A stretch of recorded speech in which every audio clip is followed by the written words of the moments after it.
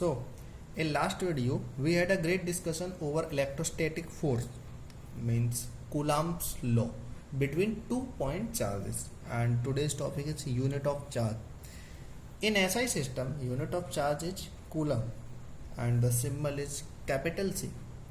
ठीक है, किसी भी यूनिट को अगर हम कैपिटल लेटर में लिखते हैं, that means this is the indication of this unit is given by a great scientist, means a scientist name is Coulomb. So अगर आपके सामने कभी भी कोई भी ऐसी यूनिट आ जाए जिसका रिप्रेजेंटेशन एक कैपिटल लेटर से किया गया है, तो आप समझ जाइएगा कि इस यूनिट को उस साइंटिस्ट के नेम पे एक ऑनर दिया गया है, इसलिए उनके नेम का पहला कैरेक्टर यहाँ पे यूज किया जाता है. ठीक है, जैसे कि न्यूटन फोर्स के लिए आता है क्योंकि उनकी फोर्स पे ज़्यादा स्टडी थी. ऐसे ही टेम्परेचर के लिए केल्विन यूज होता है, इलेक्ट्रिक करंट के लिए एम्पियर यूज होता है. तो ये सारे के सारे इंडिकेशन उनके साइंटिस्ट के नेम पे हैं.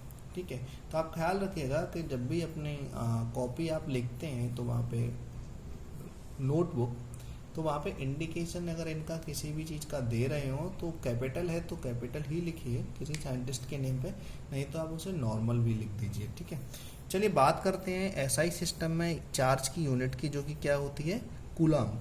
अब बात आती है आखिर 1 कूलम कौन सी वैल्यू होती है.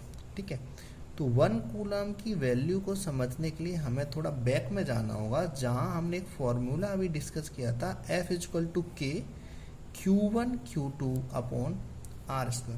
सपोज दैट अगर Q1 की और Q2 की वैल्यू आपस में इक्वल हो जाए, जो कि कितनी हो, 1 कूलम, और उन दोनों को एक दूसरे से सिर्फ 1 मीटर की डिस्टेंस पे रखा गया हो, तो F की वैल्यू कितनी हो जाएगी.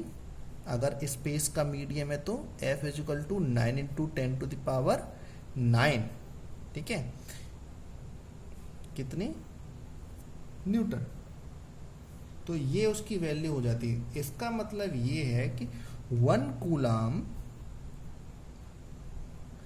of charge is that charge which when placed at rest in vacuum at a distance of 1 meter from an equal and similar stationary charge repels it and is repelled by it with a force of 9 × 10⁹ Newton. So जैसे कि आपने देखा 1 coulomb की आपको definition मिल गई है.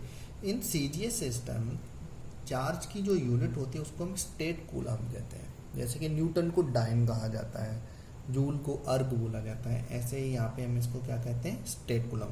एक बात का जरूर ख्याल रखिएगा, यहाँ पे Q1 और Q2 की वैल्यू 1 तो हो गई, लेकिन या तो दोनों ही -1 हो गई, मीन्स दोनों ही चार्ज निगेटिव होंगे, या फिर दोनों ही चार्ज पॉजिटिव होंगे. ठीक है, तो इस बात का ख्याल यहाँ पे रखिएगा, क्योंकि दोनों ही एक दूसरे को जो रिपेल कर रहे होंगे, कितने के फोर्स से, 9 × 10⁹ न्यूटन के, तब जो वैल्यू वहाँ पे चार्ज की होती है वो कितनी होती है हमारी, 1 कूलम. Thank you.